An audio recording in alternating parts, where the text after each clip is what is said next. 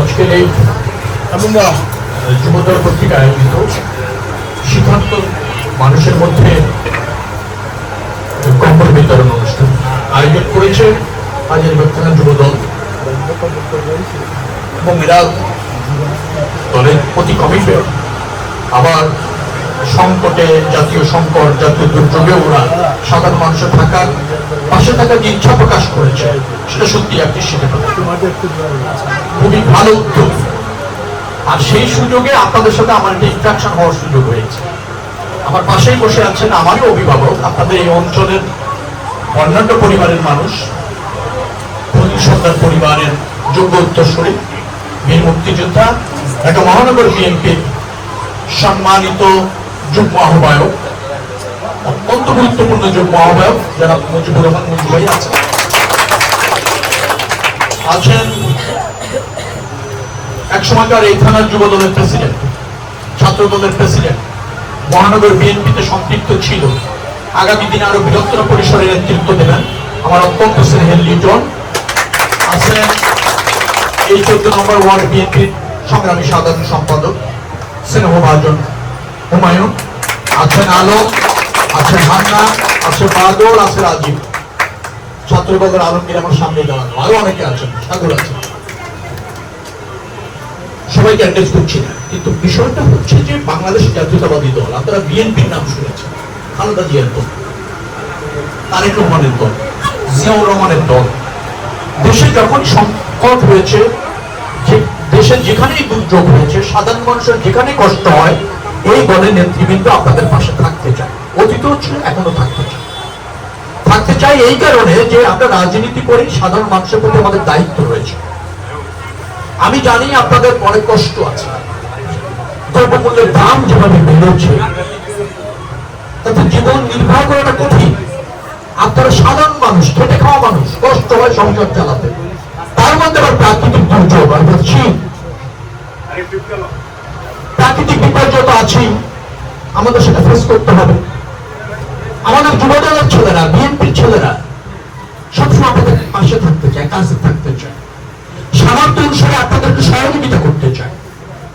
এর আগে অনেকবারই এখানে আমরা উদ্যোগ নিয়েছি, ত্রাণ বিতরণ, তারপর শীতবস্ত্র বিতরণ তো প্রতিদিনই চলছে।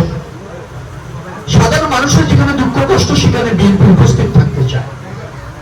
এটাই হচ্ছে রাজনীতি, এটা হচ্ছে খালেদা জিয়ার রাজনীতি, জনাব তারেক রহমানের রাজনীতি, জিয়াউর রহমানের স্বনির্ভর বাংলাদেশ, যে আমরা সবাই সবার পাশে থাকবো, আমরা ভালো জীবন, উন্নত জীবন যাপন করব, আমাদের পেশা হবে বিভিন্ন রকমের, কর্ম হবে, যে কর্ম আমাদেরকে স্বাবলম্বী করবে, আমার সংসারটা ভালো চলবে, আমার প্রতিবেশী যাতে ভালো খায়, ভালো পড়ে, ভালো থাকে, সেটাই হচ্ছে আমাদের রাজনীতি।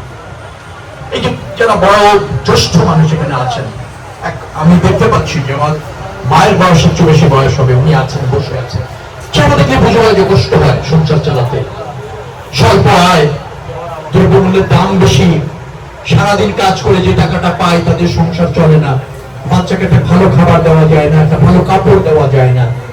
এই অবস্থা আসলে আমরা পরিবর্তন করতে চাই। আমাদেরও দেশটাও ধরেন উন্নত না, সমৃদ্ধ না। আপনারা শ্রমজীবী যারা মানুষ আছেন, আমার কাছে এখানে সবাইকে মনে হচ্ছে যে সমস্ত ভদ্র মহিলারা এখানে আছেন, মা বোনেরা এখানে আছেন, তারা সবাই কর্মজীবী বলে মনে হচ্ছে, কাজ করেন আপনারা একটু সুখের জন্য, একটু শান্তির জন্য, একটু ভালো থাকার জন্য। আমরা দেশটাকে সেভাবে করতে চাই, আপনাদের পাশে থেকে, আপনাদের সমর্থন নিয়ে, আপনাদের সহযোগিতা নিয়ে। ধনী গরিবের বৈষম্য থাকবেই এই সংসারে, কেউ ভালো থাকবে, কেউ একটু কষ্ট থাকবে, কিন্তু আমি বলছি কেউ অনাহারে থাকবে না, কেউ অর্থাহারে থাকবে না, কেউ একটা অসুখ হয়েছে, কেউ শীত বস্ত্র পাচ্ছে না, শীত নিবারণ করতে পারছে না, এই রকমের সংকটে থাকবে না। তাহলে আমরা তাদের পাশে থাকতে চাই, সাহায্য করতে চাই, সহযোগিতা করতে চাই। যারা আয়োজন করেছে খুব ভালো আয়োজন, সময় উপযোগী আয়োজন, এটার প্রয়োজন রয়েছে। কারণ আমি দেখছি গত 10-12 দিন শীত জেঁকে বসেছে, আবহাওয়া বলছে আরো বড় পরিসরে শীত আসবে। সেক্ষেত্রে এই একটা কম্বল যদি সামান্যতম উপকার আপনাদের লাগে, তাও সেটা হয়তো যারা আয়োজন করেছে তারা শান্তি পাবে, বিএনপি নেতা কর্মীরা স্বস্তি পাবে, দায়িত্ব পালন হয়েছে বলে মনে করবে। তারপরে আপনাদের সাথে আজকে যারা নতুন করে ইন্টারভিউ আমার হলো, পরিচয় হলো, আপনাদের যে কোনো সমস্যা, সেটা চিকিৎসার হোক, জীবন জীবিকার হোক, আছে না যে আর পাচ্ছি না, আর কষ্ট হচ্ছে, কারো না কারো সাহায্য দরকার, একটু সহযোগিতা পেলে এখন একটু ভালো হয়। কাজ তো আপনারা করেন, তারপরও তো কোনো কোনো সময় আছে যার কোনোভাবে ম্যানেজ করা যায় না। এরকম হলে আমাদের এই ছেলেদেরকে জানাবেন, আমার সামর্থ্য অনুসারে আমি আপনাদের সাথে আছি।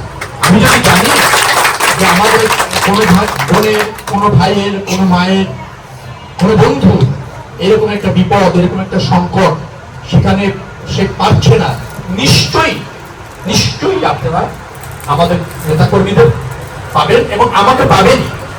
আমি একবার দায়িত্ব নিয়ে বলছি, পাবেনই। আপনাদের এই ধরনের সমস্যা হলে আমাকে অবশ্যই জানাবেন, আমি সাধারণত আপনাদের পাশে বেরোর চেষ্টা করবো।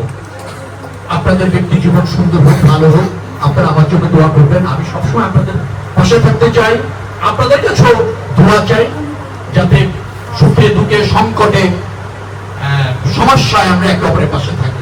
আমরা এই সমাজে যাতে স্বস্তির সাথে বসবাস করি, রাষ্ট্রে আমরা যাতে আপনাদের নাগরিক অধিকার আছে সেটা প্রতিষ্ঠিত করতে পারি, এই প্রত্যাশা ব্যক্ত করে শেষ করছি। আপনাদের ব্যক্তি জীবন মঙ্গলময় হোক, আপনারা সুখে থাকেন, শান্তিতে থাকেন, আল্লাহ আপনাদের মঙ্গল করুন, আল্লাহ আপনাদেরকে সমৃদ্ধি দিকে, এই প্রত্যাশা